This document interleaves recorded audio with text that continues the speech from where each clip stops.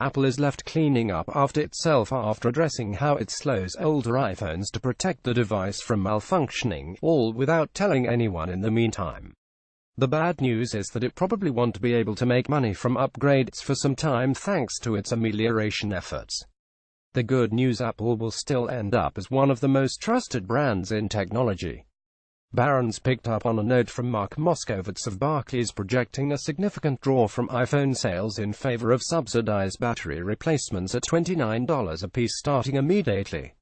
The thinking is that those holding older iPhones, the iPhone 6, 6S, 7, respective Plus models, and Shay who may have eventually upgraded to a newer iPhone within the next year or so has been incentivized to take the discounted repair. The iPhone should detect that a new battery has been placed and that the processor should work at full blast again. Due to the large base, even a small percentage opting for battery replacement over upgrade could have meaningful impact on iPhone sales, Moskowitz writes.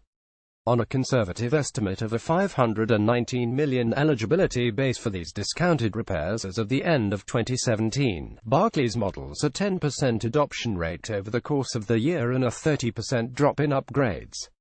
This could mean a sales impact of 16 million new units in 2018, creating about a 4% $10.3 billion slip from the bank's forecast for iPhone revenues.